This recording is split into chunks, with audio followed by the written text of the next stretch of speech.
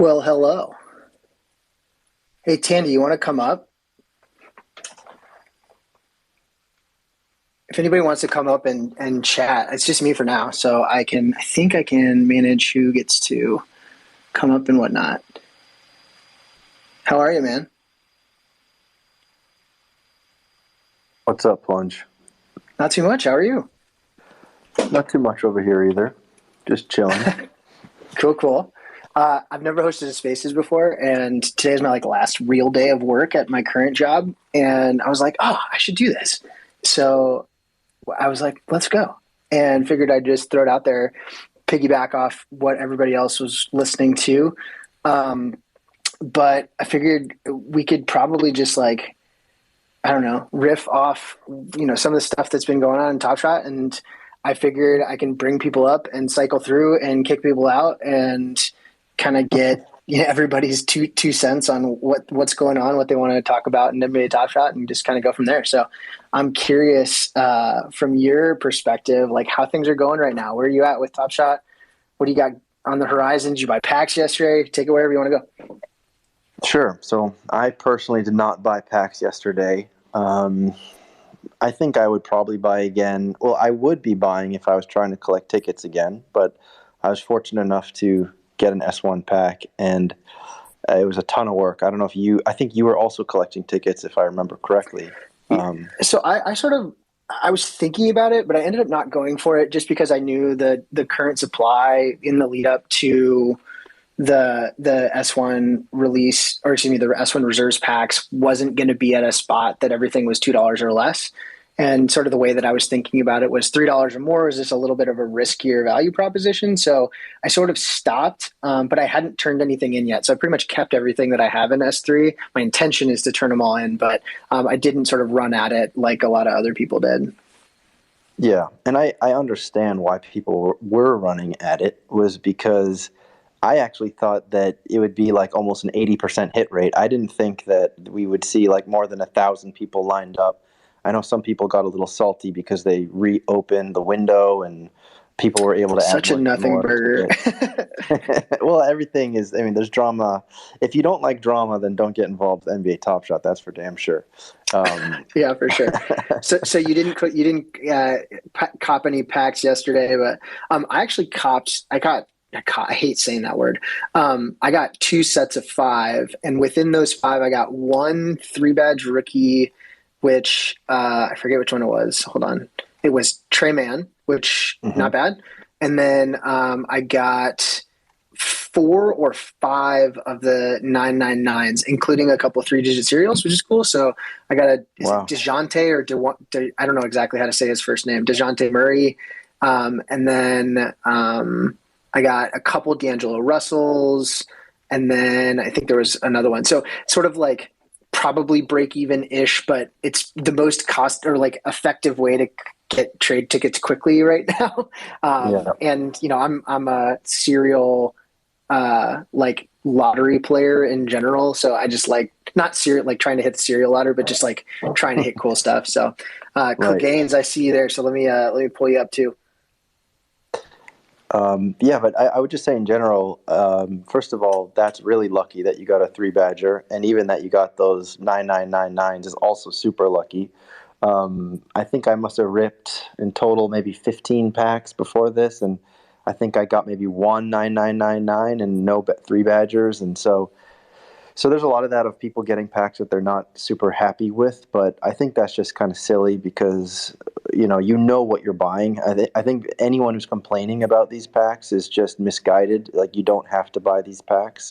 In fact, I think that there's a little bit of a movement of like let's not buy these packs. Like unless you really need those trade tickets, then if you're not happy with the oversupply, as some people are saying, then just don't buy the packs. But if you're gonna buy the packs, then you don't get to complain. And I don't know how many people are really adhering to that. I think it's just too much fun to complain on Top Shot Twitter that it's just like you gotta do whatever I'm you seeing can. lots of I'm seeing lots of hundreds from Cleganes. What do you have to say on the subject, my good sir?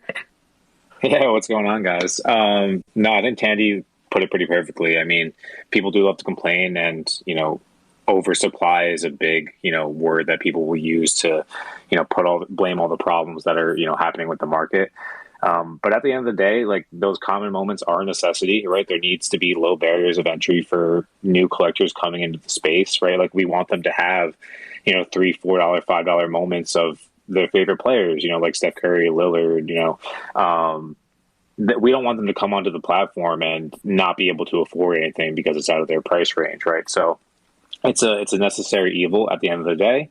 And when the user base does eventually, see some growth, like, so is the plan according to Dapper, I think it'll put a lot of people at ease. I think it's just more the, anxiety of waiting to see some type of major marketing happen. I know we're all excited for it and we've been waiting for so long, but it's just, it's hard to be patient sometimes, and I get it. Yeah, totally get that. So for anybody that's joining us, I like I said at the top, for anybody that started with it, just kind of shooting the crap about Top Shot, what's going on. So if you have a question, if you want to talk about something, if you want to get something off your chest, today's Wednesday. It's after lunch for most of us. If you're in the United States, West Coast or beyond. So feel free, if you want to request to be a speaker, come up, say something, say your piece. Would love to hear from other folks that maybe I don't know. It looks like we've got our first Inferno. So I'm going to bring in Inferno and we can go from there.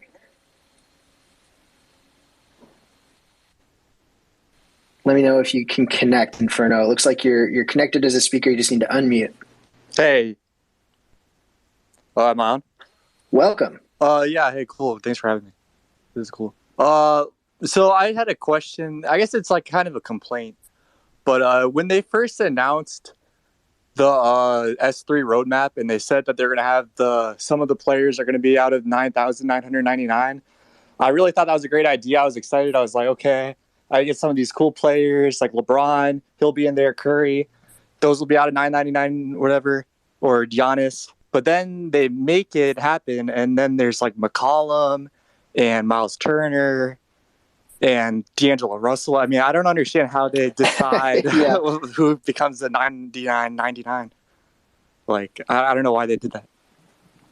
It's a totally fair complaint, and I think Chugs and Bugs, who's listening in right now, we talked about this on the stream that we had in the Plungeon last week. Is sort of we had the same thought process. It's like how do they go about selecting those things, and without talking with Austin or others, it's sort of a curious place to be. So I Chugs, you hopped up. Do you have anything to say on that?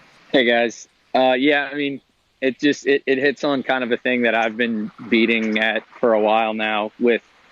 The opening releases of packs have seemed very catered to trade tickets versus like onboarding new people, getting new people excited about like buying packs. So I think it's one of those weird things where like when we pull back at the full season, it might look like everything has the right distribution. There's a Steph comment in there for this year, and there's a LeBron and things like that. But the timing of it is odd where, at least to me, like if you're trying to kick off the season and get new people excited, I think, I don't want to say juice the packs, but I think, there needed to be a little more of marquee kind of names in these early releases. So kind of to Inferno's point, like, it's a lot of who he play for in these packs right now. And the thing is like the sort of the reading between the lines, like to people like us who have been in the product and have kind of know our way around it, like it's obviously a wink, wink. Like this is purely for legacy collectors as trade ticket fodder. This is not meant to really excite new users. It's not, nobody's going to really get rich off of this at all, which is fine. Like it's not supposed to be free money anymore. It never really was supposed to be. But the makeup of the early releases has definitely underwhelmed for me, from my standpoint, and I think is kind of a misfire by them. Which again, you pull it back 6 months from now, and it might not look bad at all because you're going to have your LeBron and you're going to have a Steph and you're going to have another jaw or whatever that's a 60K.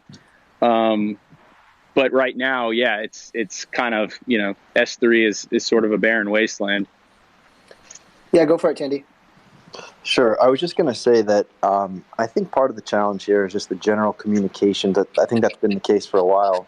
I think that like they don't intend to like surprise and delight us really with these S3 packs, nor the new users, and they keep beating that drum that like the rare is what's special. The legendary, if you're so lucky to get such a thing, is what's special. And these ones, they tell you like if you're not excited, like don't buy these. It was like back in S2 also, and they're like, don't trade in S2, wait for S3. I just feel that there is that bit of comms that maybe still feel like they'd be a little bit confusing if you're a new person on the platform to understand basically what Chugs was just saying, which is the reality that these packs with their 10,000 count Stephs that are $4 or whatever are not really meant to be a big draw and meant to delight. And I'm curious, Plunge, though, how you feel the fact that these packs, just this whole trade ticket economy and how this is working and how it's keeping this like propped up floor of $3 per ticket and such a thing. And do you think it's just going to happen like this in perpetuity? And after the S1 reserve packs, there'll just be something else? And is that good for the market? Or I'm curious what your thoughts are on that. Yeah, it's a good question. And Inferno, the Genesis question here is awesome because you got 3 or 4 people talking for minutes trying to answer it. So thank you so much for hopping up and asking it. But yeah, just generally about the trade ticket mechanism, I am of the firm belief that there has to be more. There has to be more coming than just 18 months worth of Series 1 reserve packs and the option for some of these locker room packs as those are the 2 explicitly delineated trade ticket essentially redemptions that you can use right now. It doesn't seem so. Just knowing enough about how tech stack is built and how features are built in websites and in the crypto space in general, like you don't spend that much development resource to build a mechanism to release 10,000 packs. Like that's not the point. That's a convenient way to do this. But knowing what I know about Allen, knowing where they are headed and what they want to do with this, and the type of product that they're trying to build out longer term, I think it is fair to say, and it is not that far of a reach for us to assume that there are going to be more ways that trade tickets can be utilized in some way, shape, or form. The issue with that is that it's like there's a very delicate balance between surprise and delight, wait for this cool stuff to come, and an entire set or group of sets, hundreds of thousands of moments, millions of moments that are essentially, to Chugs' point, trade ticket fodder, which right now only have 2 explicitly delineated uses, or 3 if you include a cheap way to complete flash challenges, or 4 if you complete team sets and so forth. So I think there's more coming. I quote unquote have faith that there's more coming, but it's really hard as a collector to sort of only be presented with that as an option when that's essentially all that you can buy right now, at least in packs. So that's sort of how I feel about it. Inferno, back to you. I know that a couple of us went after that, but any thoughts, any follow-up thoughts or final thoughts on the sort of out of 9,999s or anything there before we hop off? No, I mean, but the 99.99s, I don't know why that's so weird to say, but 10,000s would be 10,000. It basically is 10,000. But I mean, I know why they did it because they wanted you to have something cool in there. Like it makes sense, but it's just like when it's Miles Turner and it's like worth like $1 more than the other ones. It's like okay. And they did, and you're right. The way that it's written in the blog, which I don't know if anybody can pull up a tweet. I know I haven't done this before. I know that there's a way to do this, but if you go to the blog and search for like Series 3 roadmap, the way that it is written is that those 9999s are quote superstars. Yeah. So I don't know, and I know that they're very progressive and inclusive and complimentary of their stars as they should be. But I don't know that I would articulate the current crop of 9999s as quote unquote superstars. I don't know if I would equate that hey, you must be an all-star to be a superstar, but I don't know that there's There's only a handful of those players that have been all-stars. I mean, if I was doing it from the people that they've released so far, I would have just made it like Lillard was in there, Butler, Giannis, Curry, like those I think guys. Donovan Those Mitchell guys, might be people would one excited too. about those. I think that's another one. Yeah, Donovan Mitchell too. Like basically Yeah. just all-stars at least. Well, in I mean. series sure. in series 2, if we remember the 7500s, which that's kind of like the 99.99s of this series, right? Like the oddball, like LEs out the gate. Those 7500s, I know Plunge, you could name them off the top of your head at one point, but like they were all names from what I recall. Yeah, the only one that's questionable it was Tyler Hero, but everything else was Trey and Zion and Ja and LeBron. Kawhi and Yeah, Hero was LeBron. questionable, but he was like super popular. So Yeah, and he had a killer end of the year, so I totally get that. But yeah, those 10 that started at 7,500, and they started at 7,500 less than the initial for anybody that didn't remember or wasn't here when that time period came out. When they released Series 2, the base set, there were 7,500s, there were 4,000s, and there were 12,000s, but they hadn't yet set that as the quote-unquote Top Shot debut threshold. It wasn't until they expanded the mint count for a bunch of them to 15,000, or it was actually 14,999 at the time, that before they went LE, they had kept a bunch of them at 12,000, and there was a ton of speculation as why were these kept at 12? What are the ones that went to 15? Why are they at 7,500? But yeah, they had only 10 of the ones in that set were 7,500. So Inferno, thank you so much for hopping in. Anybody else out there that's got questions, comments, or wants to bring something up? Doesn't have to be related to anything that we've already been talking about, but feel free to pop in. I see Judge is here. I see Steve, Baller Blockchain. Feel free to hop in if you guys want to request a microphone and join the crowd of people talking about Top Shot, which is exciting to me, by the way. I still like Top Shot a lot, and I spend a lot of time thinking about Top Shot, so it saddens me that there are a lot of people that are just frustrated with it, and it's just not a fun feeling to have. Anybody else?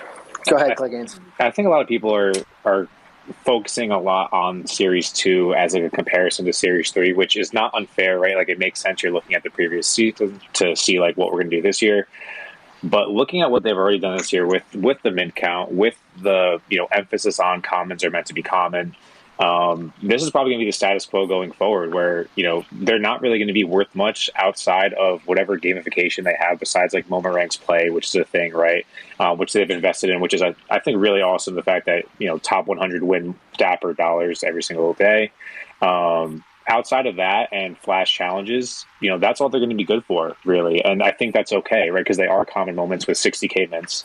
And the fact that you're able to get any type of utility or gamification out of them at all, I think is a win. Yeah, it's funny. It's funny that,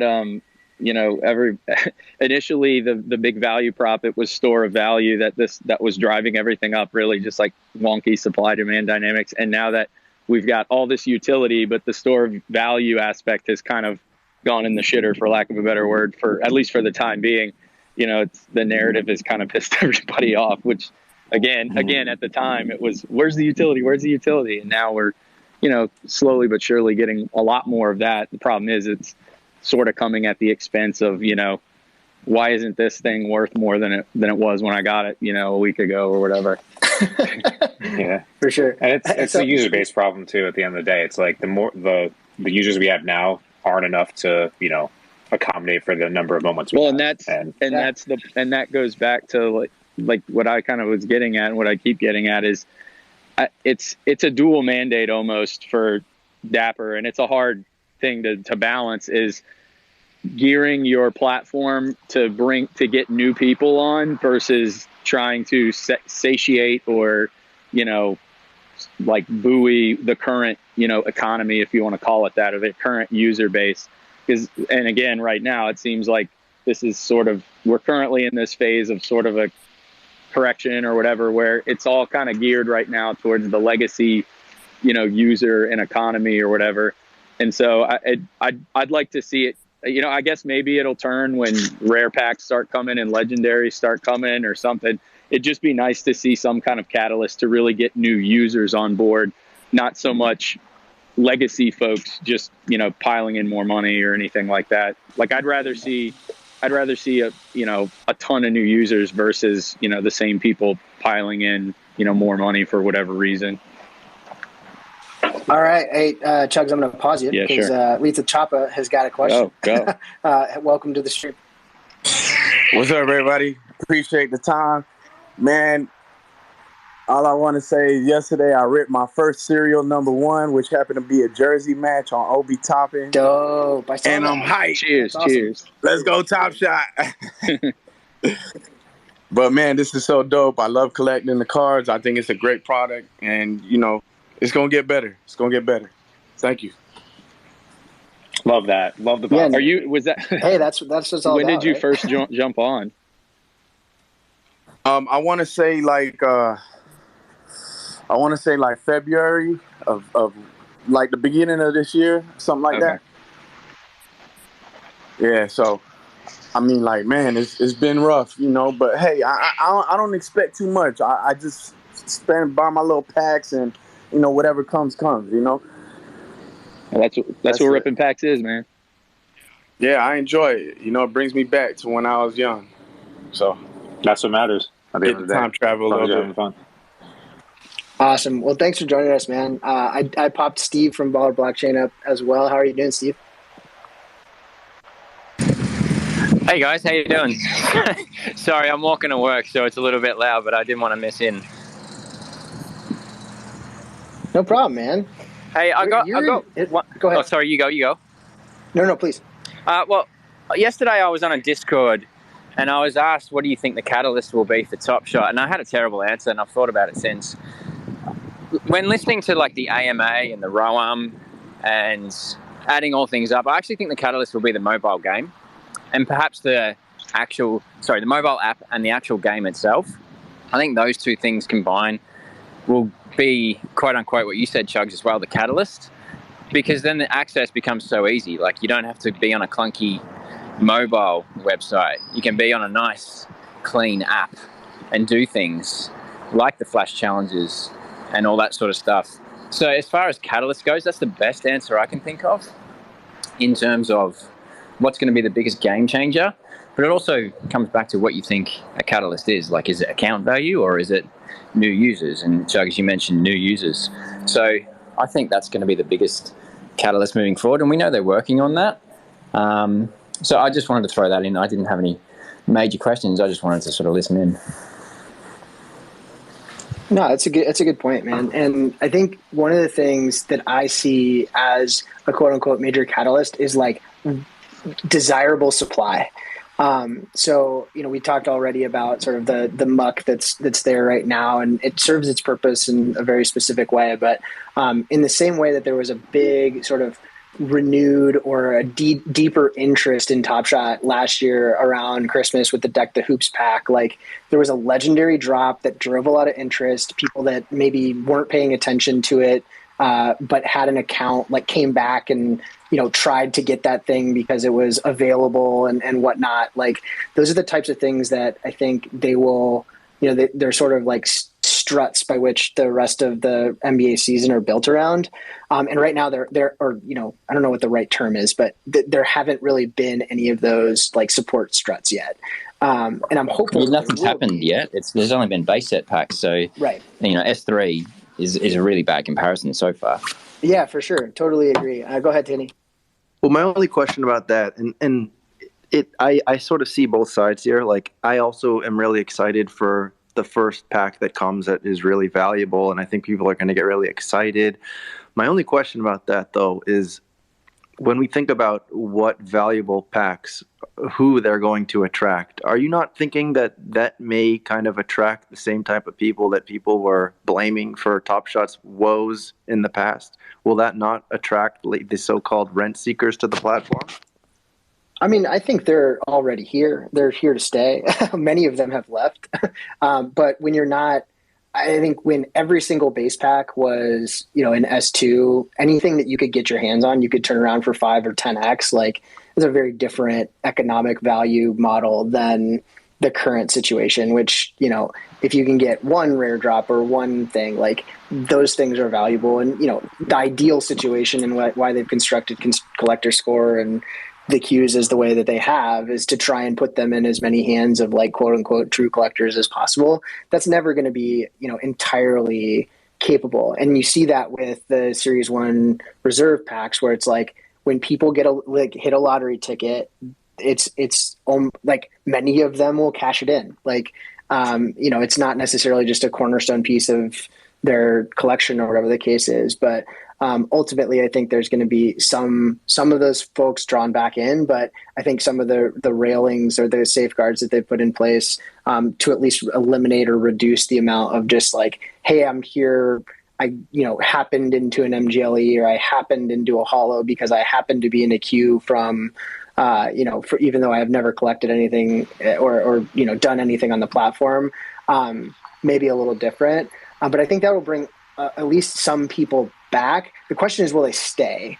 Right. So even if you load up your Dapper account to be available for a $600 or $700 legendary drop, for example, like, do you stay then and then participate in the marketplace, or do you stay and participate in the flash challenges, or do you stay and finish out your team set so that your collector score is higher next time, so that you can have a better shot at the rare or the legendary? And I think, Steve, to your point about there being like a really seamless mobile experience or a mobile app, like that's something that could get people to stay around if it's a more beautiful user experience. So I'm curious, Clegaines, what your thoughts are on it, or Chugs or anybody else. And then after we answer that, we can, Junia looks like he's got a question as well. Go ahead, Clegaines. Thanks. Yeah, Steve, no, the mobile app I think is huge. You know, most people that I try to, you know, onboard onto Top Shot, that's the first thing they ask about is, you know, trying to find it in the App Store. And when I tell them it's not there, they're a little bit thrown off. But just on top of that too, I mean, you mentioned the AMA. And I think a lot of stuff within the AMA kind of, you know, got brushed over really quickly because he did talk about a lot. Specifically, you know, like how team sets are going to be rewarded. There's going to be leaderboards that are apparently coming soon. You know, and lots of new ways to reward both current and new collectors are going to be huge. Plus, at the end of the day, like Christmas Day is always known big for the NBA, and you know, a lot of people say that's really when the season, you know, starts to kick off. I wouldn't be surprised if we start to see some hints of, you know, more soft marketing, but like not you know, all the way turned on. But I feel like they have to do something for Christmas Day. That's like got to be one of the most like, you know, popular days for the NBA specifically. And then Roham did mention that, you know, Q3 is when they were really looking to get out of beta, quote unquote, and, you know, really push hard into marketing.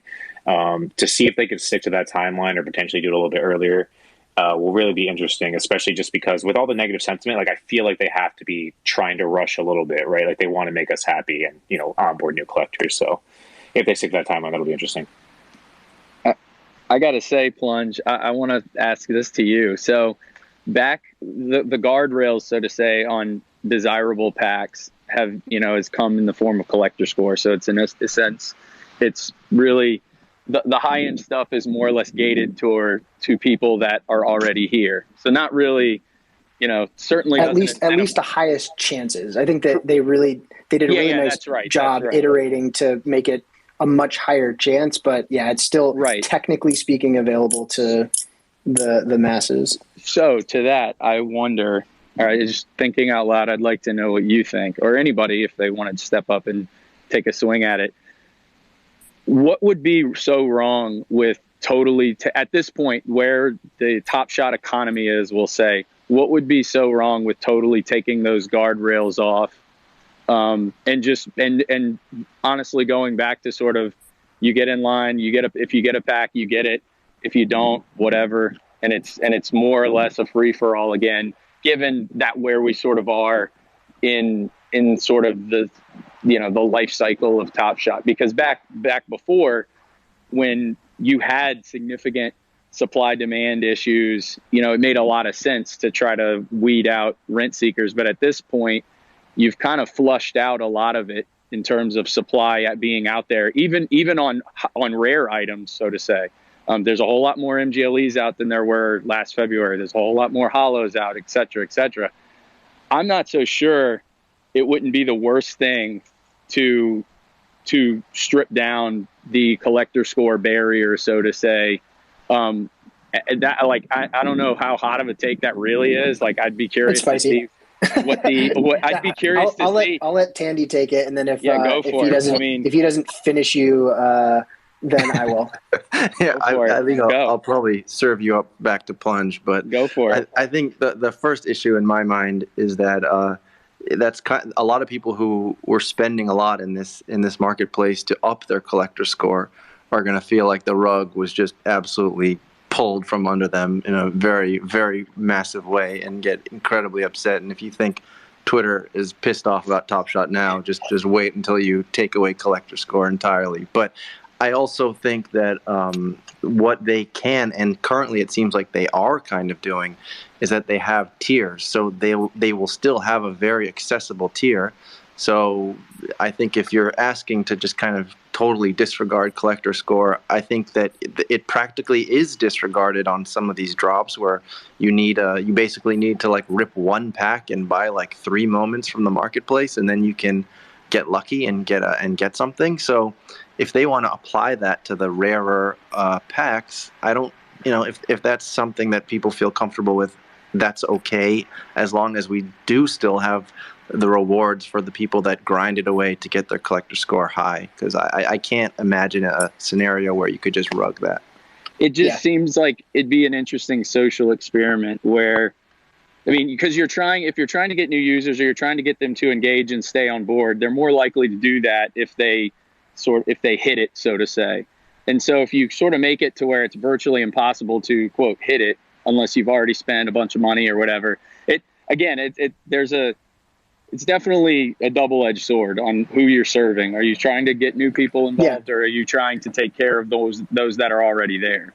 Yeah, anyway, I agree completely with Tandy on this one. And in the meantime, while I'm finishing this, if anybody else has a question for our next topic, please feel free to request being a speaker, and I'll promote you up, and we'll take the conversation that direction. I see LG out there and a handful of other people, so I'm going to bring up whoever we got coming in. But I think Tandy hit it on the head where, like, the whole point initially was, at least from my perspective, how do we make sure that these are going, like, these rare items that people are spending money to try and acquire, like, are available to the people that are engaging with the platform meaningfully.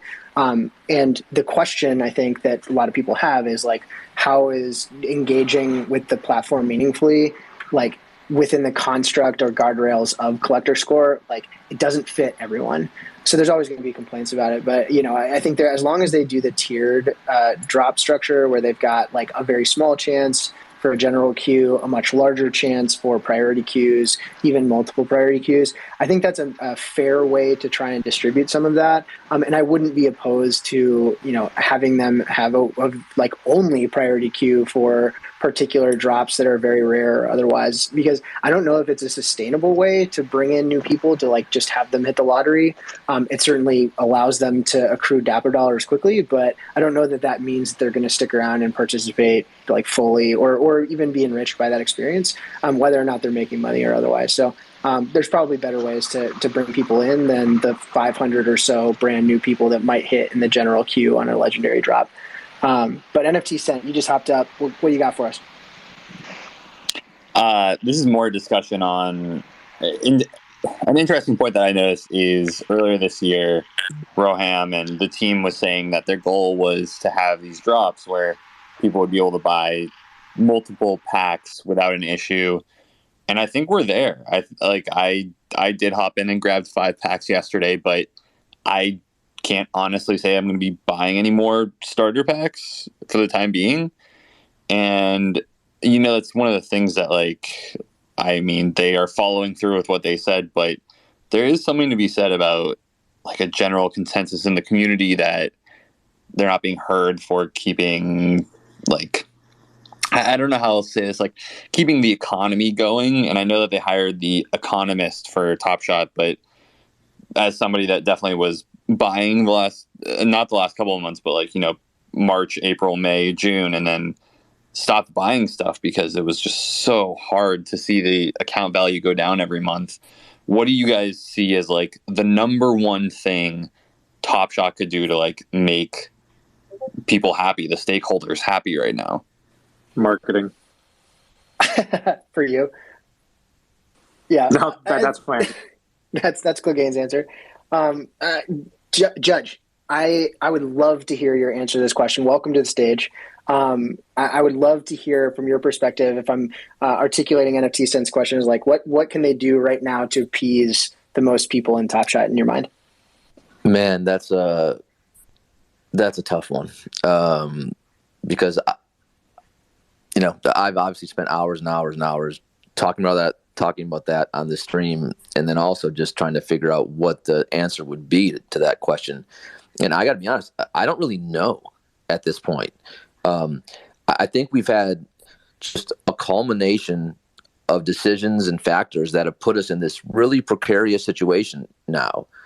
And it's really interesting because I know, like, I had MBL on the show, and he was really adamant about, we gotta, get these packs we gotta make them so awful that no one ever wants to buy them, these S3 packs. And then what they'll do is they'll go to the marketplace and they'll go to the marketplace and they'll buy there. And again, ultimately, like, that stems from the fact, we don't want rent seekers, because we don't want everyone, these packs to be positive, just massively positive EV like they have been in the past. And I just countered with that, like, while in theory that sounds great, that's just not going to happen right now. No one's going to be going to the marketplace. Why would you go to the marketplace to buy anything right now? This is the first time, well, I'm an idiot because I just did buy a couple things, but like, this is the first time where I'm not actively looking to buy, and I can't really recommend anyone go buy, because this is like, now we're on month number 10 of everything we buy just going down. August was nice. We had a little, a little 2-3 week stretch in August, where we had a nice pump. But then what did Top Shot do? They gave us, they dumped more and more supply, and they killed us with supply, and that's seems to be their MO. And that's like, the problem that we're in is, like, how do we get from now we have it. Now we have these packs, in my opinion, that are awful. Like, if I wasn't a content creator, I wouldn't have bought packs yesterday, but I bought them because to open them on the stream, and everyone could make fun of me and laugh at me for getting, I got, 3, like, this, who this guy, right? Right. I mean, I'm getting a bunch of fees and a bunch of pretty awful players, and so the problem is, now that we're almost here, where we have just awful packs, that it's just making people more frustrated, because that's all we really can do on the platform. You can just buy these awful S3 packs, but there's nothing else to really do. Or you can go to the marketplace to buy moments that we're going to go down the next day. And so, like, what can we do to I think, and again, this is not a good answer, but I think this is the right answer, if there is a right answer. I think we need patience. And I think in this space, that's a word that we don't have anymore, because the NFT space has made us, even for myself included, my patience is, I view everything differently, because we've been jolted into this weird, bizarre. Time is a weird place. Correct, right? In especially in NFT world, if you're comparing it to the rest of the OpenSeas, NFTs, that PFPs, all that kind of stuff. And I think this project, which Roham and all of them have talked about, multi-generational, it's going to require more time. But no one has the patience in this space. Like, we're all lacking it. So I think what we have to do as a community is find ways ourselves. If Top Shot's not going to do it, and I don't know if it's just going to take them more time to figure out what they want to do, I'm not really sure. But we have to find ways ourselves to make the platform exciting. We have to, if that's focusing more on basketball, if that's focusing more on the games, if that's translating, again, focusing more on the moment rank stuff, on the flash challenges. Yeah. We have to find ways ourselves to make this exciting and to make people want to be engaged with the platform, while we're kind of waiting for more utility and rare packs and other things that we can actually get excited about based on Top Shot's decision making. Can I just make a point to what you said? Yes. So I completely agree that, like, patience is a virtue, right? Like, right. And in the NFT world, it really is like it's almost like dog years. Like, one day in the NFT world is really like 7 days of patience, Yeah. The problem is that, in my eyes, and I'm not looking at this like solely as an investor, but I don't think my portfolio will ever match what it did at any point in the last 6 months. And it's tough to look at that and say, oh, I can be patient for the future, because it's like spending $300 on a Kevin Durant 15,000 or whatever it is. Like, even small moments, like, it's frustrating not to have someone to say patience, because like I feel like we've been pretty patient and we get burned like every week by a new decision by Top Shot. Well, this is the problem, right? This is the problem where it becomes, how do you tell people to be patient who all they've known on Top Shot? Like, all my community has known is taking a beating financially. Like, that's all we've known, except for those couple of weeks in August. So you can, like, I understand it. I understand their frustration. I get it. I get why people are frustrated. Like, the fact that we're 25% of the season is now done, and all we've had are Series 3 packs that are worthless, useless, and meaningless, and we've had a set that, I'm going to be honest, sucks. This Fresh Threads set is awful. Why? Because it's all awful players, right? There were no big movements in the offseason for the most part. No one cares about DeMar DeRozan, I'm sorry. Like, he's having a great year. I wish they cared about him, but they don't, right? There's really no good players in that pack to get excited about. So here we are. We're going on 10 consecutive months for the most part of people just getting bludgeoned to death. And I didn't get in this for the money. I didn't. Like, I just love hoops. I love collecting. But look, money does, like, looking at your account, that is a part of it for sure, right? And you can it's only like, what do you tell people? I don't know what to tell people if they say to me, look, I've had enough. Like, how much do you want me to lose, Judge? And I'm like, look, I get it. I get if you don't want to buy anymore. Like, I get it if you want to do something else. And this is the problem that we've run into now, I think, in the S3. Now we're losing people that are basketball fans, that are collectors. We're losing people that I think would be great for the platform. And those are the people now that I see frustrated. And that saddens me. That really saddens me. And I think that's why I think we really are in a precarious situation. And I think you're right. Yeah, I think it's a bummer. Just to speak to your point, I mean, I completely agree with all this. I legitimately, like, I would rip every pack in S2, and I was like, this is such a cool moment. This is a great set. Like, I think they did a really great job in S2 with, like, the set choices. And now, like, I ripped my packs yesterday, and I literally just did open all because I'm like, I don't care about these speed moments. I mean, I couldn't care less about the hustle and show moments. Like, you know, they are lower mint count than some of the other stuff, but like, a lot of the ticky-tack shit that they put together for the common sets in S2 or even S1, like the NY versus Cali and the like handle set and like MVP move, a lot of this stuff is, you know, not really all that desirable, but it's desirable to people in hindsight because it's like at least financially viable. And I think, Judge, to your point, and like moving forward, I think if we look at it from a collectibles perspective, and I really hope people don't get wrecked on it, is like this idea that more people coming in is going to pump middle class S2 bags. Like, it's not. It's gonna promote the really nice stuff, the really rare stuff, the really scarce stuff, the really like early stuff. And, you know, I think we're going to run into a spot where I think a lot of people are collecting a relatively big bag of S2 things because that's what they could afford at the time. They're more valuable now than they were when they bought them because they were still $9 packs, and your LeBron, you know, out of 15,000 could be worth, you know, at this point it's only $150, but like you could actually pull some like relative fire out of those packs that came early on. But the stuff towards the end of the year, that's not any more valuable than they are now. In the middle class of things, unless there's some other like really concrete mechanism for them to hold value, are not going to go up when more people come in. And so collector score, though, I think you can't forget about collector score. That's like one thing given the value, at least.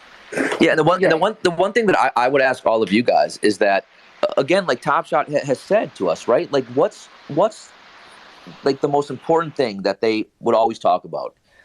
And especially when you're getting new users, they would always talk about the pack opening experience, right? It was this sacred experience. It was so cool, right, to get these packs and open them up and see your favorite players and your favorite moments. And in my opinion, they just rushed it by making all these. And I get you want eventually a platform where anyone you can get on, you can log in and you can buy packs. But I don't think we were there yet. We don't have the user base to be there yet. And what they did, in my opinion, for I know me and most of my community, they've kind of killed the pack opening experience. And to me, I think about, well, wait a minute. So now you've made the pack opening experience. Be thoughtful here, though, too, that you're super desensitized to this because you've opened a pack 100 times. Agree. So, like, but that's my question to you guys, right? So as a new person who hasn't heard the same, like, that's a cool experience. I had a friend that popped in and, hey, I want to get in Top Shot. And I was like, okay, like, we'll get you there. Don't blow your wad. Like, let's be thoughtful about how we approach this. He actually hit a Scotty Barnes, so it's cool. You got a good pack opening experience, but like, it's a different thing for those people. But for a lot of us that came around January and February and March, and even those packs, when those things were coming out, like, they were really hard to get your hands on, number one. And then when you got your hands on them, they had fire in them. Yes. It was like you opened a $9 pack and it was $90 immediately.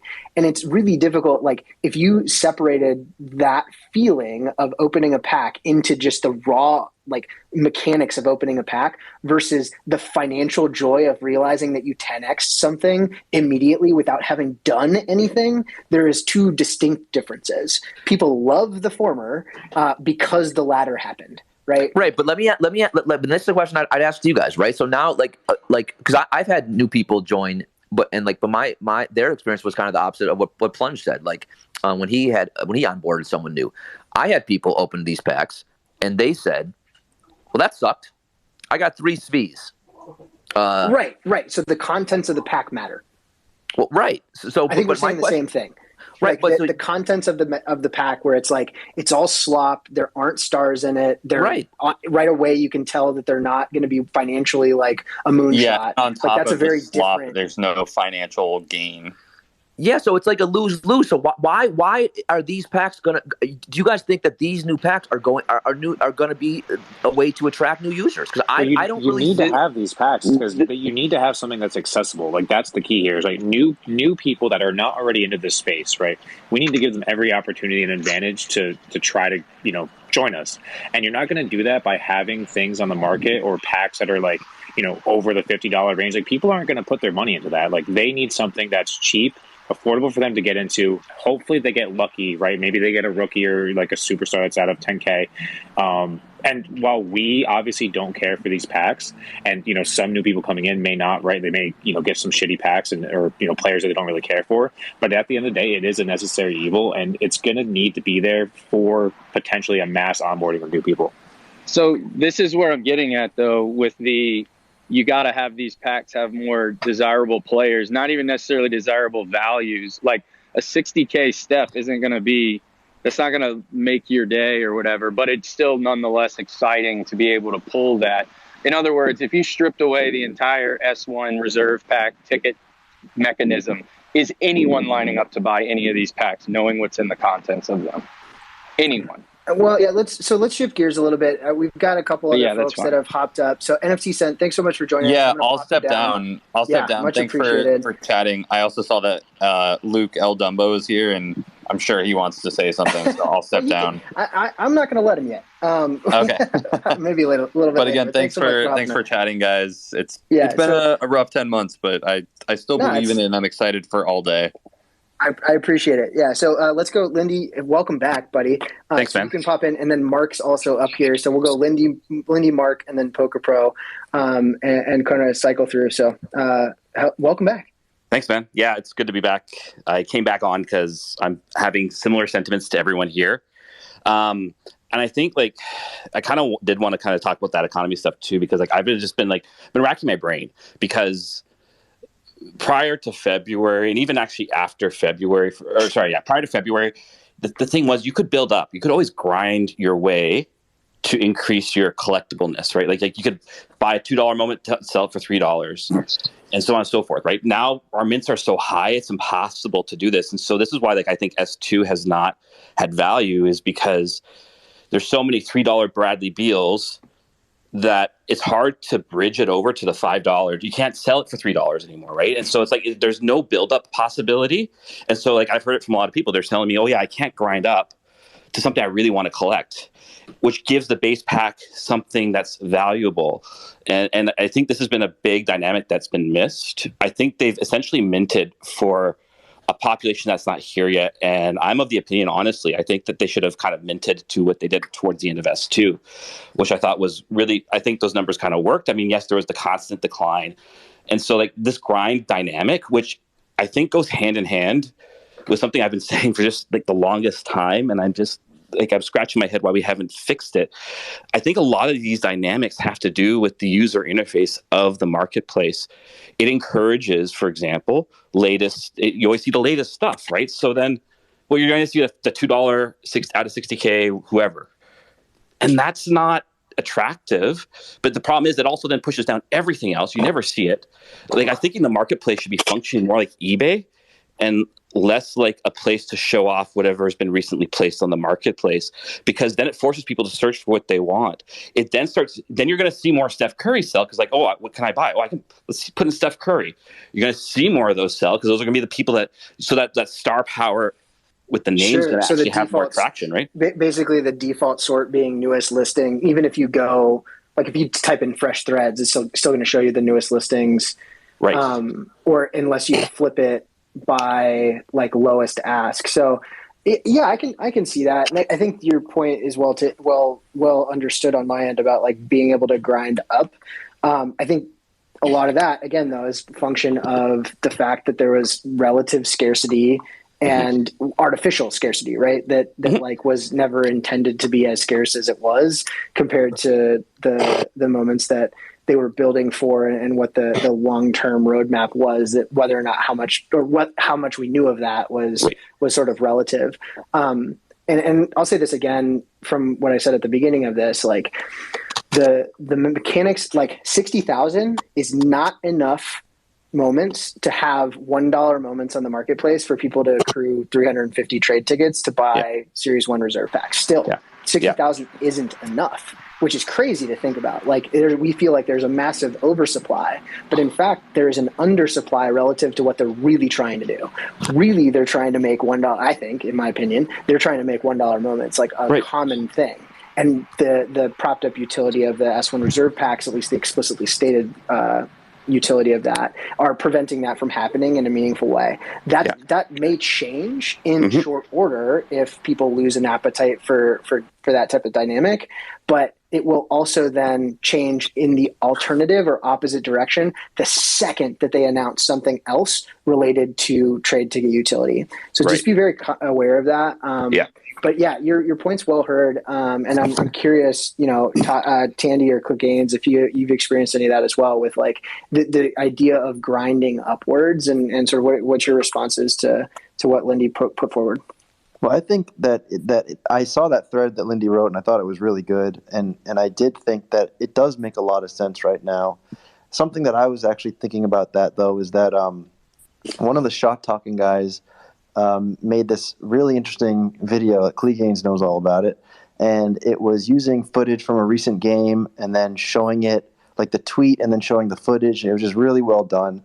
And something I was just thinking about actually is that when you go and you use the marketplace and you're in that UI, the connection to like what's going on in the NBA, it's not there. Like it's who's the latest 60K. That's a good point. And something that I was actually just thinking about now is that if that connection was more felt, and let's say Steph Curry, John Morant, Jason Tatum, and Giannis had huge nights the night before, and you go to that marketplace and maybe somehow, I don't know how it would look, but somehow you'd see a bunch of moments. Here's his 30K, his 15K, whatever. And things were kind of pushed to the top if it was an important player that had a great performance or something like that. And we got to see like the 15Ks and the 30Ks because, I do think there's a lot of validity to what Lindy said. And I think UI improvements could do a lot. And I mean, of course, we could add a lot of other things to the list, but. That makes a good sense. And, one of the things that I find funny still to this day is that like my favorite team is the Milwaukee Bucks, as stated in my, in my Top Shot Collector account. And I still have those, like, I would call them quick buttons within the marketplace to like do Giannis or like Milwaukee Bucks or something, or filter things down. And it's like, I've already gotten all the Buck stuff. Like, I don't really need that helper. So, it's something that they've obviously thought about in terms of navigation and like how do we prompt people to find and engage with things that they care about or that they might find meaningful. But your suggestion is a good one of like, how would you tie, for example, like, what if they tied it to Twitter trending?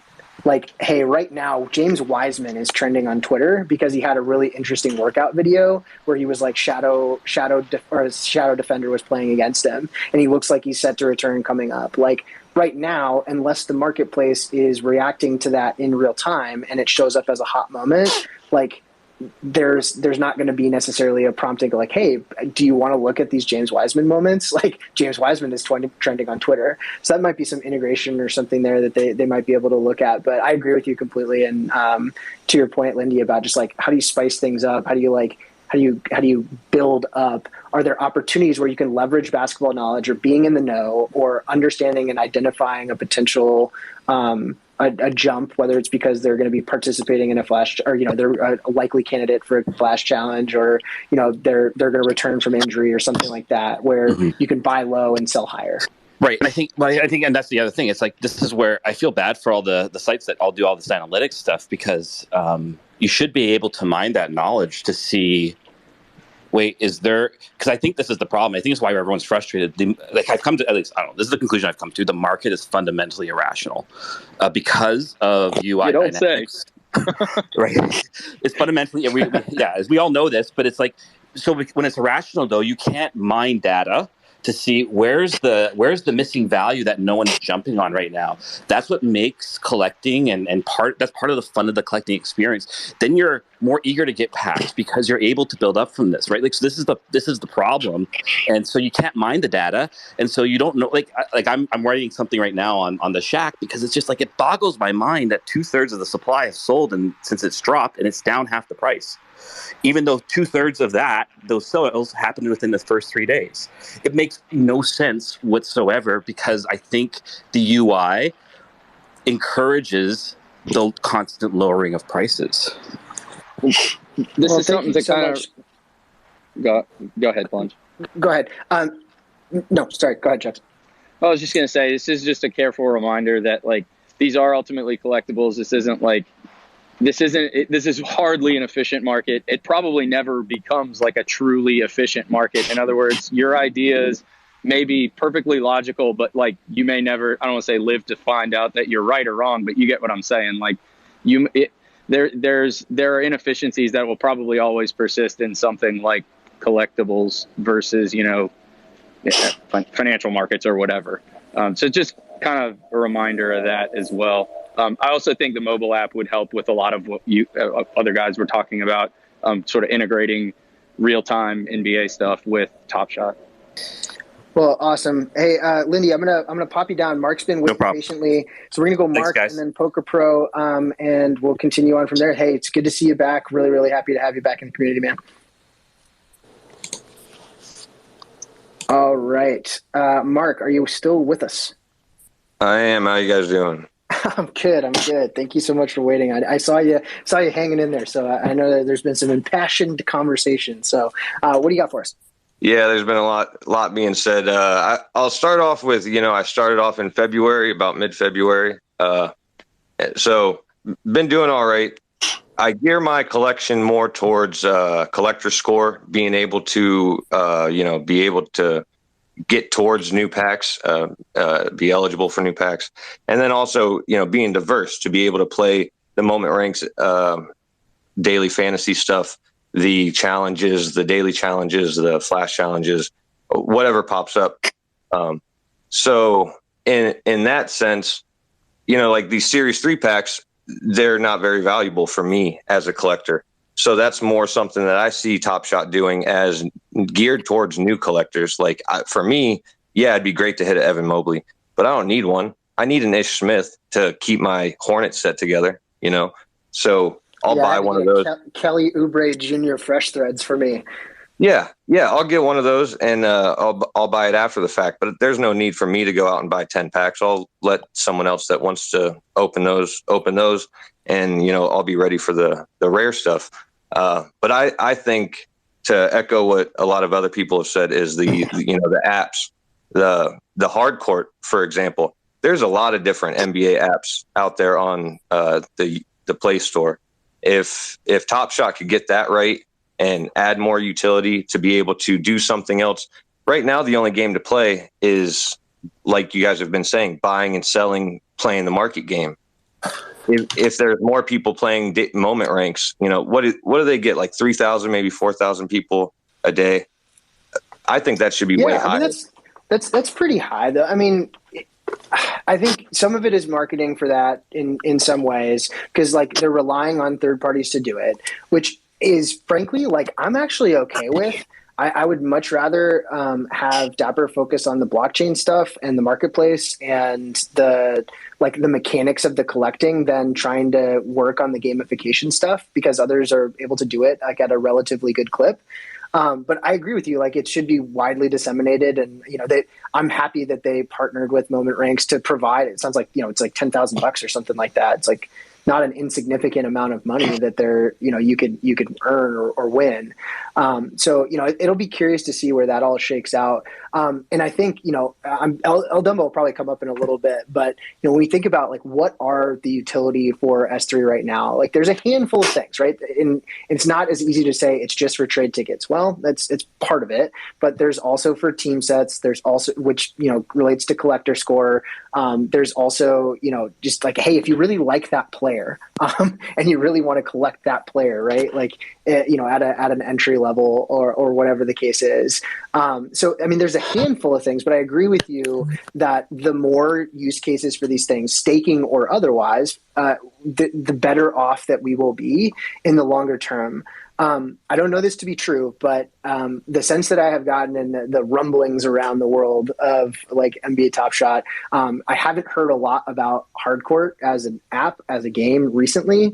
I don't know what that bodes for that specific game, but my sense and what I would be willing to bet, not an insignificant amount on, is that like it's nowhere near where they want it to be fun enough for people to like take off and run with, and it has to be really, really clean and crisp. Like there would be nothing worse, in my opinion, than if they released a half-crocked game that like didn't fit well and didn't play test well, as like, hey, here's the future utility of this thing, and it just wasn't fun. So right.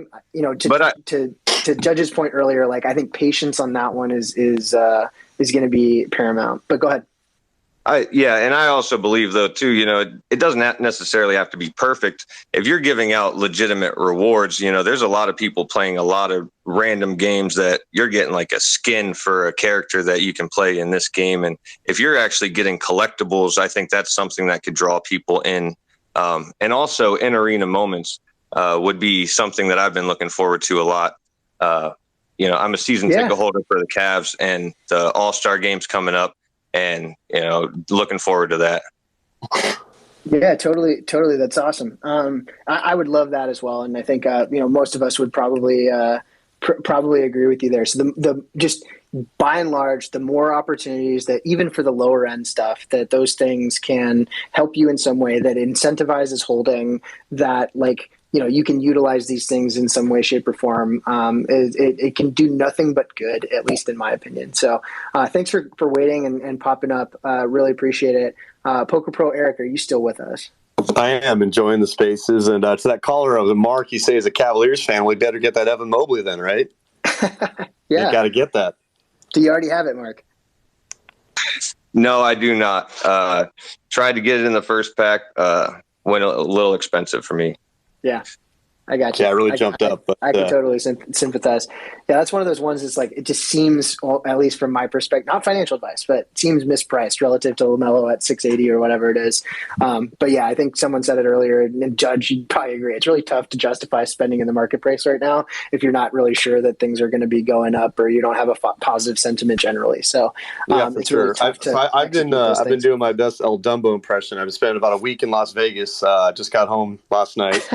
And Nice. I did miss a lot in the Top Shot world. When you're partying in Vegas, you don't really get to keep up with the flash challenges. Rough life. Yeah, you lose all that stuff. But the reason I want to jump on, I kind of wanted to reply to Gaines had some interesting comments a few minutes ago. And we had other people talking about the pack experience is no longer the same, which I understand. I think we all know in the back of our heads, we can't put LeBrons and Currys in every pack. It has to be some Svies. It has to be some, Mason Plumlees. Otherwise, the packs don't have any value at all. Then you have to make it kind of rare to get a good player. But he was talking specifically about the entry point for new users. If they do marketing, they want to have lower moments, lower packs, whatever. But in real life, I think you, Plunge, and other people here listening have friends that maybe are dipping their toes, and they go, "Oh, well, if I get a pack and I pull this, how much is it worth?" That's the first question they have. Like when I play poker tournaments, and I tell a friend, "Hey, I got 8th place, and I'm really happy." You know what the first question is? How much you make? And it's not, even though I'm personally proud of getting 8th place, it's a lot of it's about the money. So if they come into the platform, and yes, Click Games was right, they want a lower entry point, but if they get some of these moments and they realize, oh, it's worth $2 and $3, I don't think they're going to hang around very long. And yes, he mentioned the word $50. That is a higher entry point, but at least when they hear the word $50, I think people get excited that, like, oh my God, there's money on here as opposed to $3. So it's a catch-22. You want to get new users, but then you scare them away when there's no value. So what's your thoughts on that?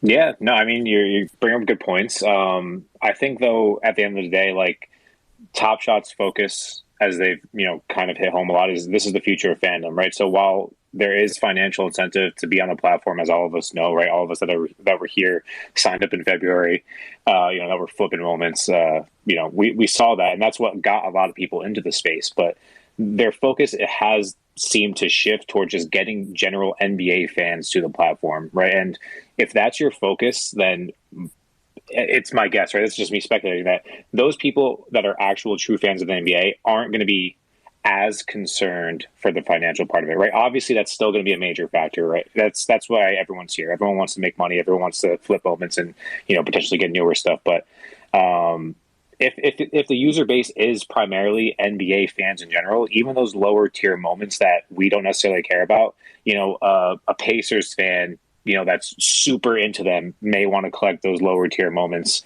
just so that maybe they want to build their Pacers specific collector score, because leaderboards are going to be a thing, and there are going to be rewards for people that are showing their fandom by collecting moments, right? And that all ties back to marketing.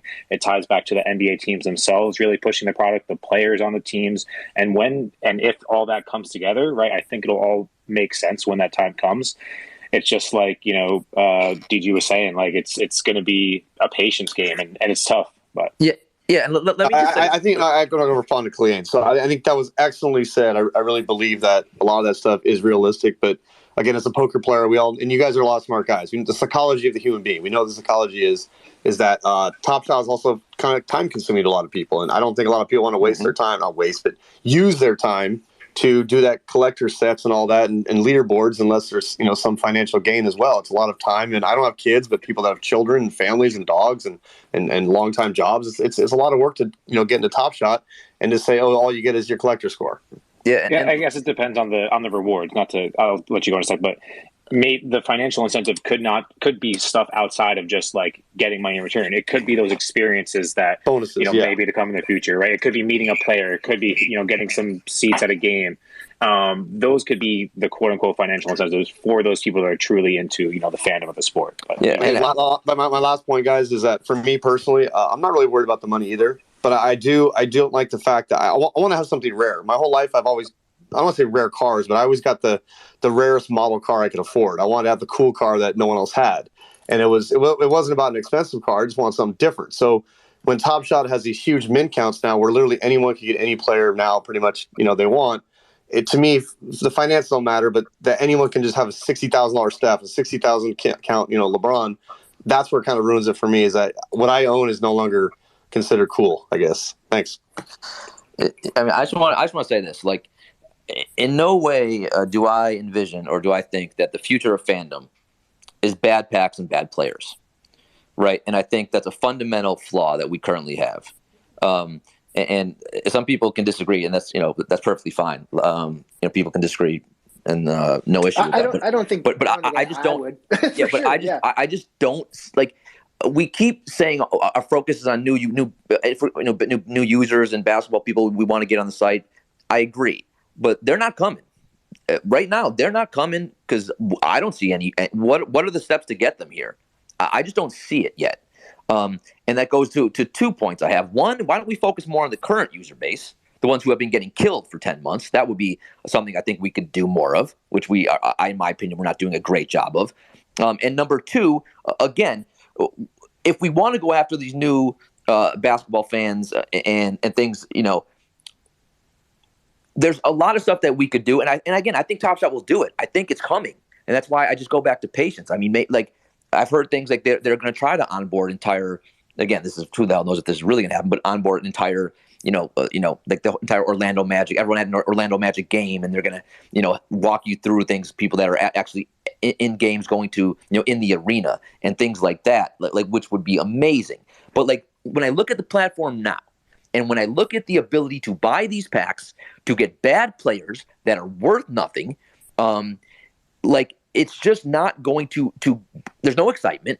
So you're frustrating the current user base. You could, and they're getting more and more frustrated, right? Because it just keeps piling and piling on the frustration of the last 10 months for 99.9% of the user base. And then you have the new users who, one, are not here yet, and two, we don't really. What's the current way, the plan to get them in? We don't know. Top Shot, I'm sure, has a plan, but they don't really tell us exactly what that plan is for. And I understand that, but so I see right now some issues that are not really being or issues that we have to fix in order to get this platform exciting and to get people wanting to buy and to stay on the platform.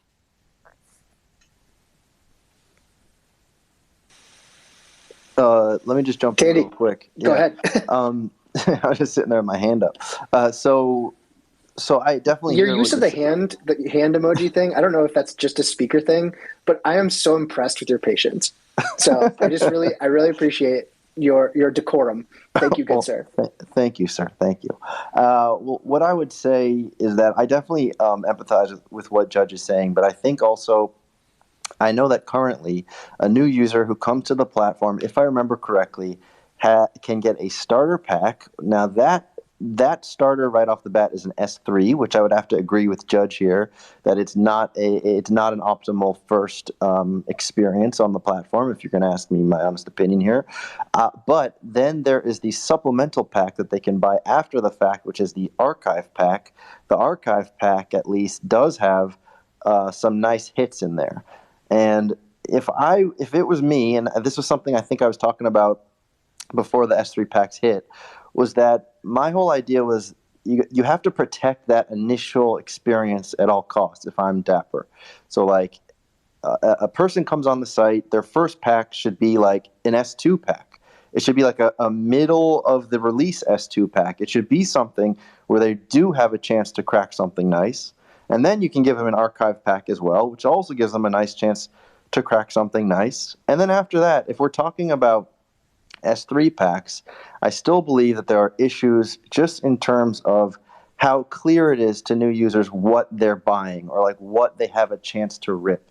Because I think a lot of the bad feelings around packs like this are there's just misguided expectations. So if you know that this is what you have a very high chance of getting, even though you can pour over the spreadsheet and sort of get a feel for it, I still think there's some disconnect there. And I think that if that was clear, and if you knew that, look, you're going to rip this pack, there is a, point whatever percent chance that you'll get a rookie. There's a 98% chance that you'll get a 59,000 number DeAndre Jordan, and that's it. And now you make your choice, and now the rest is up to you. Whether you're going to enjoy that or not enjoy that, in my opinion, is based on your understanding of what you're getting yourself into. So if it's not clear enough, then yes, there are going to be people that are upset. I see where you're coming from that perspective, but the vast majority of people that walk into the 7-Eleven or the Wawa or whatever, insert your name of regional gas station here and play the Powerball, don't know the exact odds of actually hitting 5 out of 5 or 4 out of 5 or whatever those things are, but they still play because there is a sense for it. I don't know that being more explicit about here are the straight numbers, make an informed decision is going to affect anyone that is actually playing and spinning the wheels, satisfaction with spinning that wheel if they continually come up zero. But anyway, I appreciate the point though. And there's lots of things just generally how do we know what's in it? What can we get excited for? And I think as new moments come in, as the supply of S3 changes to include more stars and better players and more rares and other packs and so forth, I do think we will see at least an uptick in like general satisfaction. LG has joined us. He's been sitting patiently, waiting. I think he's hungry. Talk to me, Goose. I'm so hungry. I haven't eaten lunch. Here's a question for you guys.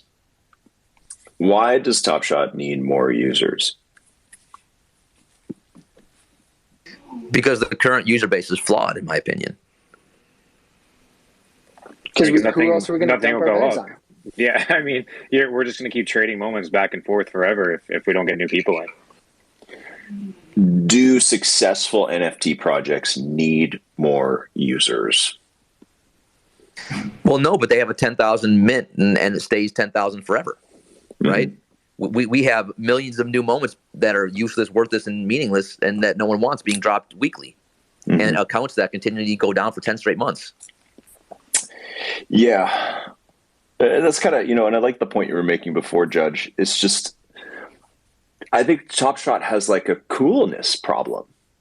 Agreed. I don't think anybody's begging to get in, whereas like, and obviously, it's unrealistic for normal people to go and buy even a mutant ape or something like that at this point. It's not fair to say that, but and you guys know I've been on a rant lately about supply, but it's just, I just think that when you guys were all joining, and I had luckily gotten in like 2 or 3 months before, I'd been screaming for those 2 or 3 months, hey, like this is the coolest shit, and trying to get people in on it.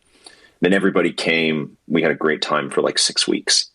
And now it's hard to sell people on it, right? And you guys are talking about your mixed experiences, showing friends like, Judge, your friends had a shit pack, and Plunge, your friends had a great pack, and maybe that'll sell them on it. But what I'm saying is that, like, I think we're looking at it as like, hey, it's being built, so hopefully people come, right?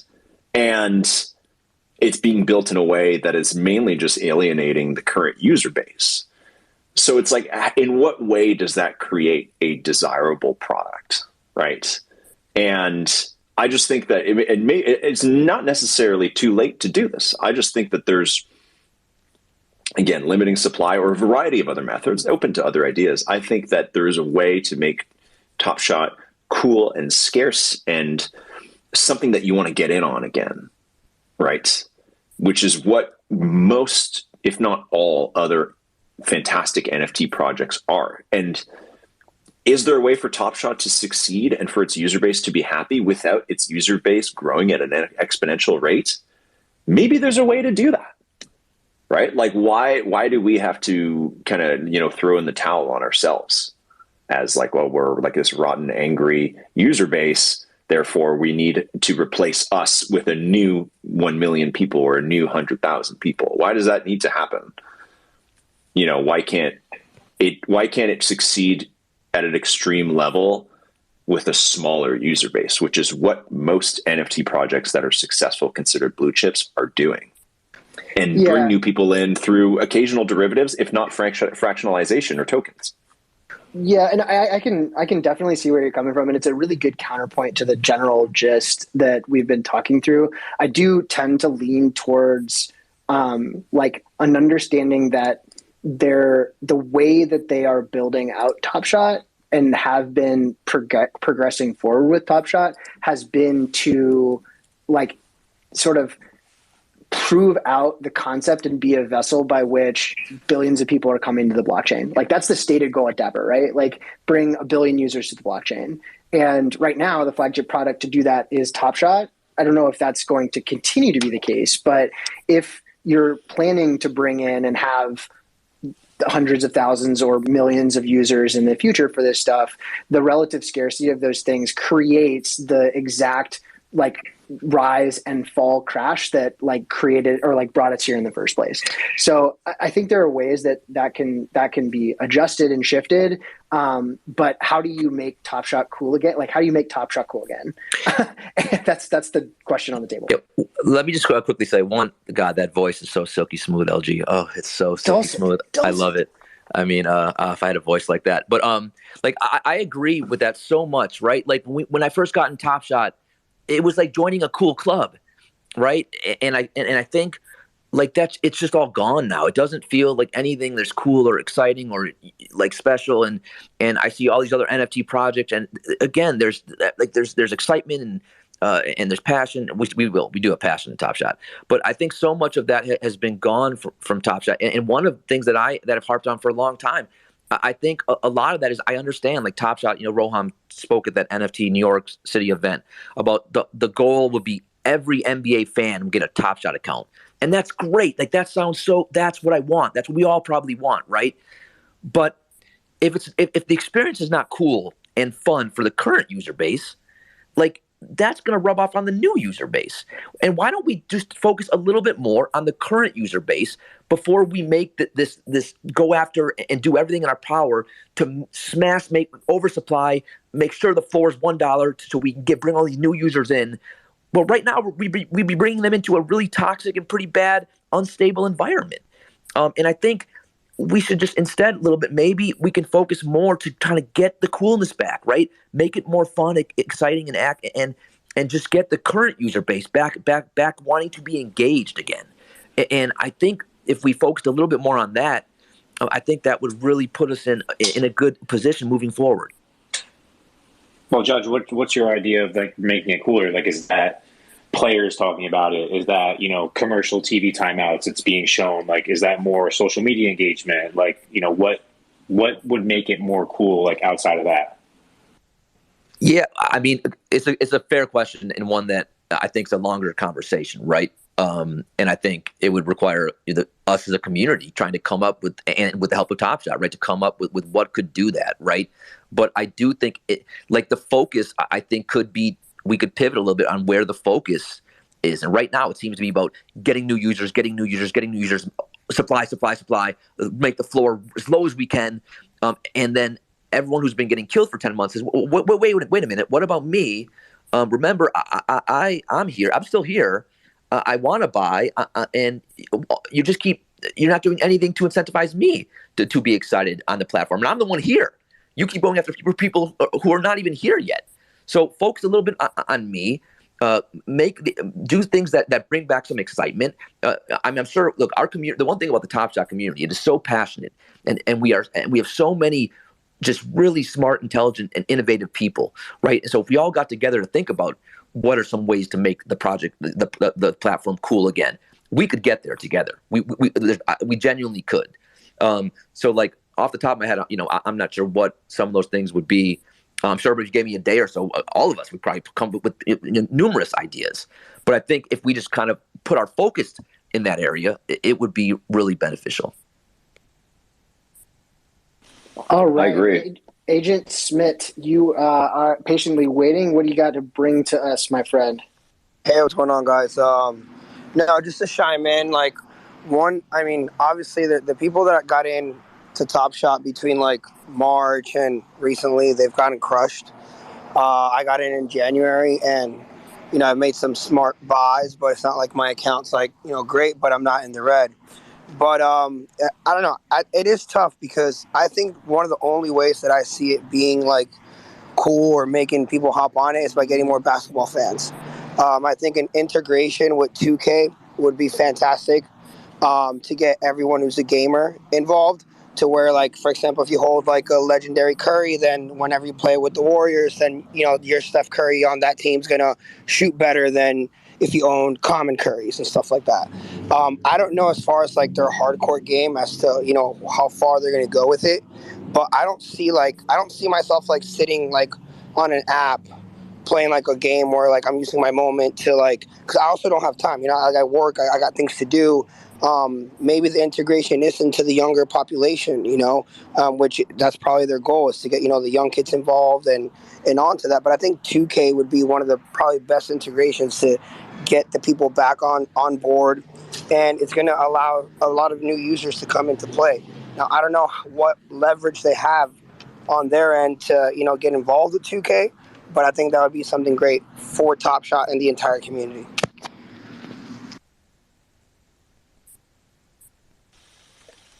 I feel like we need Phil. LG. I don't know anything about 2K. Yeah, I'm not sure. I mean, he's the 2K guy. I'm not sure. It's hard to speak to that. Yeah, I think any gamification stuff, and it goes back to, and thank you for coming up and saying those things, because, I think generally speaking, like the more you can do with what you have, the better off you're going to be. And back to your point, LG, like about, do we need more people?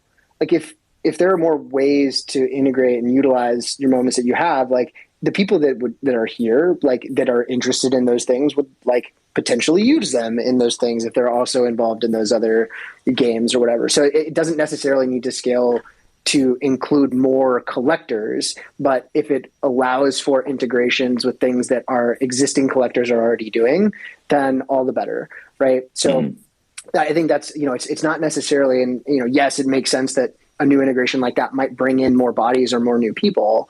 But it also might just galvanize and like provide more opportunities for the people that are already here, which is a cool concept to talk through anyway. So yeah, Agent, thanks so much for hopping in, man. Appreciate you waiting. Kaz, you're with us as well. What else you got?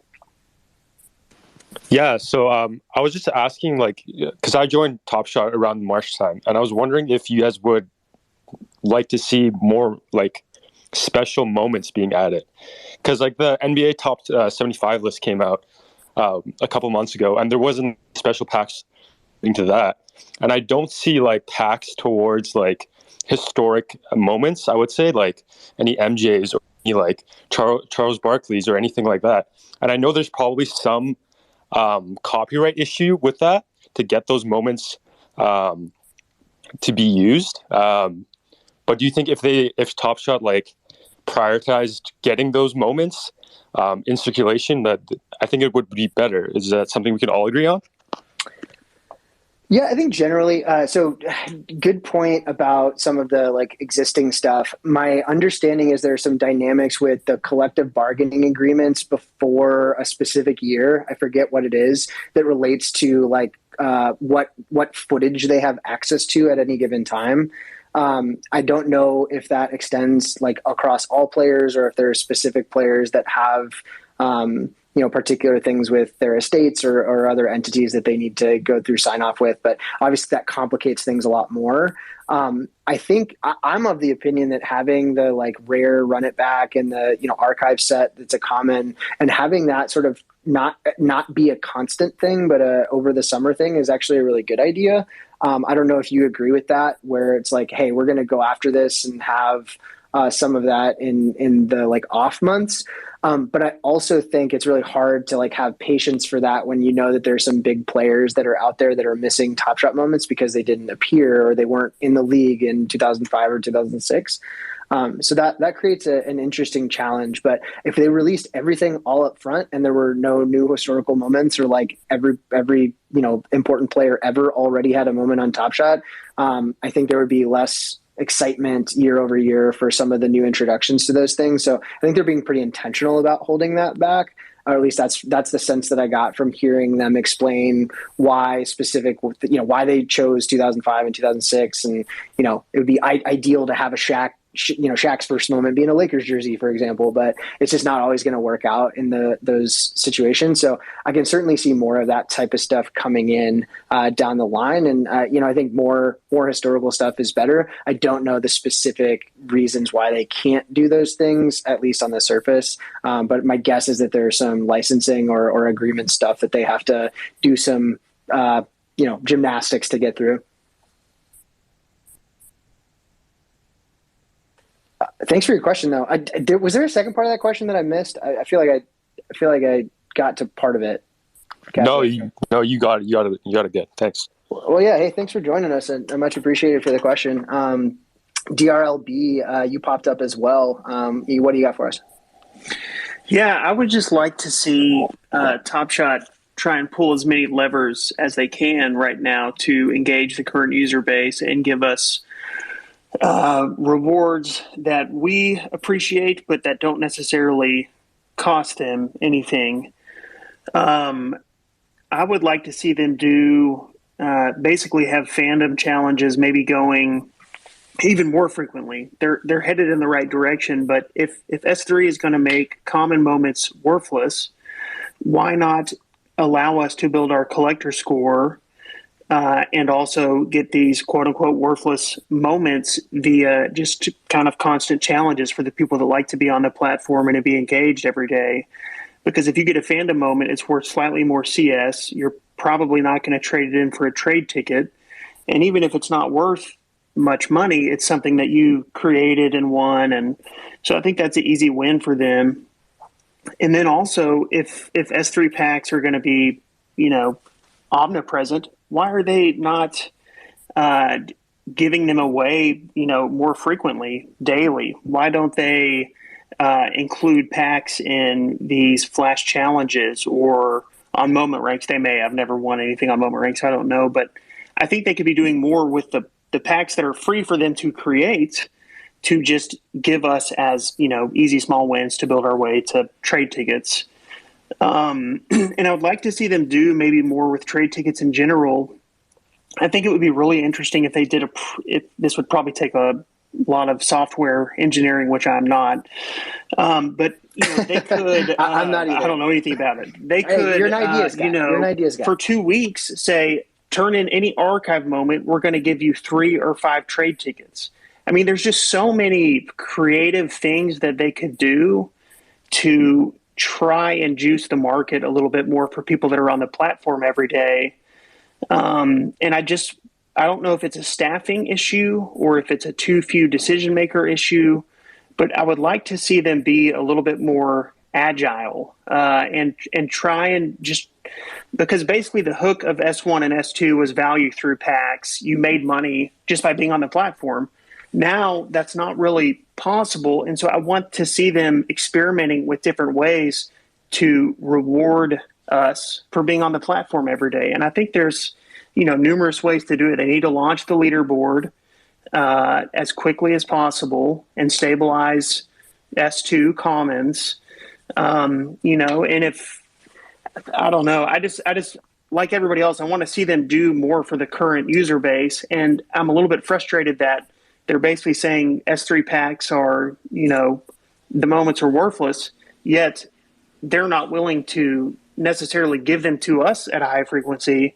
They're worthless, but we need to pay them $9 to open them when it costs them nothing to create. So I'd push back on that though. Like, if you think about this as a standard collectible in the same way that, they could Panini could print hundreds of thousands of base set Prism cards or anything like that at a fraction of the cost that they charge you. Like, the market is willing to bear the cost of a $9 pack for 3 moments. And until that's not the case, then it's like, and they don't sell out 240,000 of them a week. I think that, the dynamic that you're talking about as an individual and like your frustration with that, like that's not going to change. And I don't see it ever changing. Like, but the whether or not they're slopping them is different. They definitely have the right to try and make as much revenue from packs as they please. I just don't know. They could charge more, frankly. Like, I think they could. I just don't know if that's in the best interest of their ecosystem at this time. I think that, but I also think that I don't think giving it away would either. But back to what you were saying. That anyway, like you were. I was challenging on that specific point, but some of the things you were saying make a lot of sense. You're talking about like, how do we incentivize, and some of the things echoing what we've talked about earlier today, like how do we make more options and optionality for the things that we have? How do we incentivize holding in a meaningful way? You heard LG, not today, but in previous podcasts, if you listen to the first minute, talk about staking.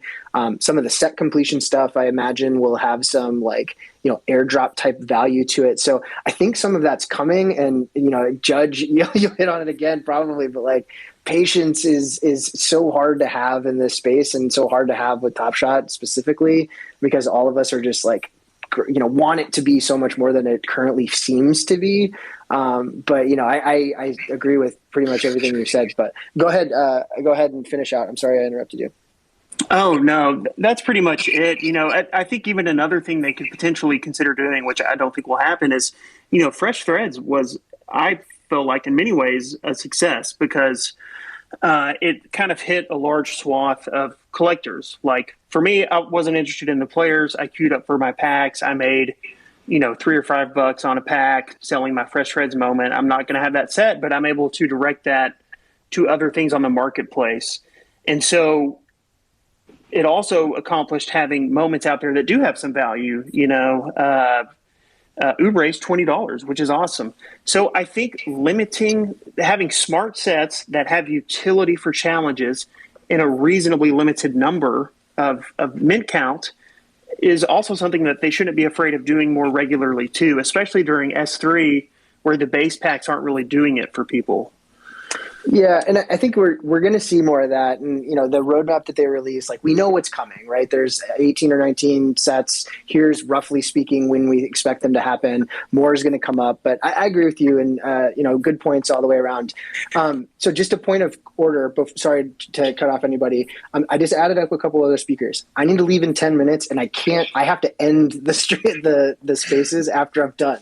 If someone else wants to spin up another one after and keep rolling and bring everybody through, we've had a pretty good clip here of right around 200 people listening in for the last hour and a half. But I brought up a handful of folks. I did bring up Dumbo as well. He's here. So I would love if he could, I know he's been listening in. If there's anything that he wanted to hit on, I do want to make sure he has an opportunity to speak from his perspective as a former collector and the current community manager at Top Shot. And if there's time for the other folks that hopped up, if you guys pepper in some things in the next 10 minutes, great. But I do need to leave. I have a hard out at 4:15 my time, so I'll have to end the stream right at that point. So before diving into anything else, Dumbo, how are you? And welcome to the stream, my man, or stream or spaces or whatever the hell we call it. I'm good, mate.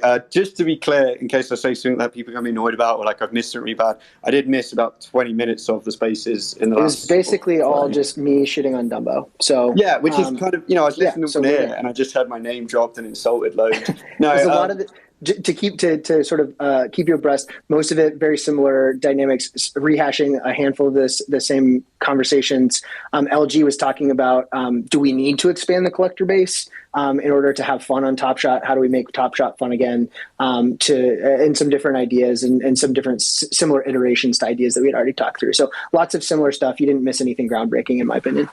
Yeah, and I think it's definitely stuff. Even like I said, 1 year in listening, and I've heard a lot of it before. I spoke to LG before, I spoke to yourself before, I spoke to many people here before. So, whilst there's always evolving and new ideas, it's never like crazy different. And that's kind of what I really wanted to say because there were so many different things touched on. Like this conversation has been incredible. Plunge, I don't know if you're going to get the recording from Spaces from Twitter of the Spaces, but if you, I think if someone can tell me how to do it, I'll pull it down.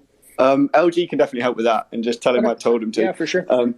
Because I think these are conversations that I think it's really important and useful for us as a team at Top Shot and Dapper Labs to hear. And we're not against having these conversations. We're not against hearing them. It's just for some reason all the look at this list of people that's in here. We've got Chewy, we've got Livelands, we've got Plunge, we've got the Judge, we've got Dream. There's so and Tandy here as well. There's so many others in here as well. And it's why are you guys all getting together and not telling us so we can sit at the table and listen? Because at the end of the day, we see this table is not it's Alan, Roham, Jacob, and Arthur. No, this table is here's all the collectors and here's the team. We're at the same table. What we're doing and what we have is so unique. And I don't think every issue that's been raised and every point that's been made is necessarily the right issue to focus on or the right resolution for certain issues, but every point should be heard to some degree. And I think people, at least I as a collector, always really appreciated that, but maybe not as much as I do now when I'm on the team. When I got when I was listening, I was literally typing up some of these points to share internally, to send to the whole team to be like, wow, this is a really good suggestion. We should start considering how we would want to implement something like this. It might not be the exact same, but it can be on our radar. And I just want to highlight that so that people out there that are on Twitter that are talking about it, that are DMing me ideas, that are talking about it in space, it's not unheard. And I don't mean to say we hear you. I mean to say, no, we are literally writing verbatim what you were saying and thinking, is this something we want to do? Is this something we can do? So I just want to start with that as a point. And then when it comes to the general growth aspect, I think it's a really interesting conversation. I think it's a really difficult conversation as well in terms of how quickly people forget where we were at the start of the year, where the Discord was 15,000 people. Now it's 10 times or 15 times that, something like that. And so I'm not saying that means everything's solved, but it's these things can change quickly. They can change so quickly that you forget what used to be normal. So I don't know how many people were in here in the closed beta, but they were they were opening packs and thinking the moments were never going to be worth more than a few dollars, and now everyone's like, oh wow, like those people were so lucky, they had it easy. And it's like, no, like a lot of people in the Top Shot Closed beta were like leaving it. They weren't happy, they were upset. So like, you have to realize that doesn't make everything okay, but again, I'm saying like things change very quickly in this space at large, especially at Dapper, especially at Top Shot, and that's really difficult. As a user, as a collector, I understand, but we have consistently said we're building for the long term. And I do believe when you step back, in 4 years, 5 years' time, I honestly believe people are going to be there. I've said this elsewhere. In like 2025, people are going to be like, man, Plunge had it easy in 2021 being on Top Shot. Life was so cool back then. Now there's like crazy amount of people on this platform. It's so hard to keep up. There's so much news dropping. There's all these players that are talking about it. And like those things are good and exciting for us. But it means we have to, as a platform, as a collector base, we have to be building for that future. But I'm sorry, I'm monologued a lot. If anyone has any specific questions they want me to address, feel free. I just want to chime in with that. I get that. Like, I totally do. But I think if you want to tell the current user base in the current climate with what we've now been accustomed to in the NFT space, and you tell them in 4 to 5 years it's going to be great. When you said 4 to 5 years, I fell off my chair. I mean, that may as well be like 4 or 5 lifetimes away, right? And I think that just goes back to we all kind of need to readjust our expectations, but that's not an easy thing to do when we've been getting this constant gratification and this that we're so used to things changing like minute by minute. So like, yeah, and I also, will say this though, Judge.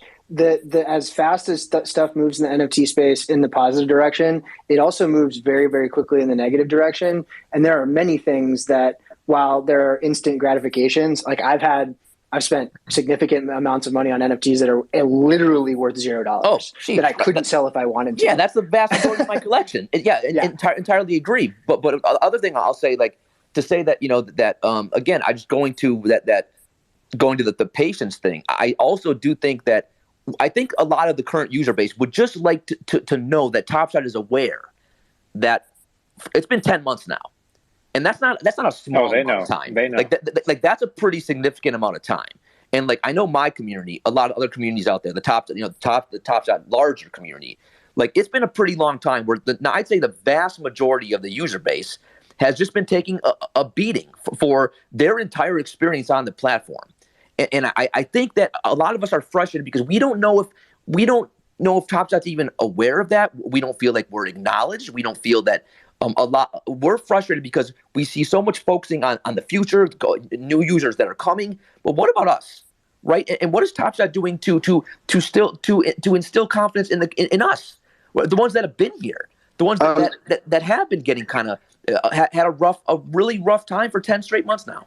Yeah, so I think this is a really valid question. I think this is not a question I can answer in a minute. Plunge said he's going to drop. Does someone want to host it? I don't know if like Tandy, you want to host it.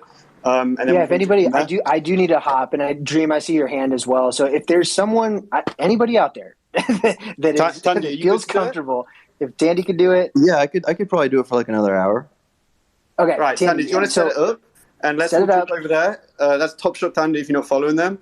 Make sure you tweet it out and get Plunge to retweet it. And then make sure we get Judge and the Dream up here to speak, because I know I want to respond to Judge and let Dream speak next. But you get to set it up, mate. I'll go set it up right now. Hey, I'm gonna hop, but everybody that hopped up there, Tandy and everybody else, thank you so much for joining us. That was fun, and we'll do it again soon. Sam, thank you, Plunge. All right, thanks, bye. Plunge. Yeah, thanks, Plunge.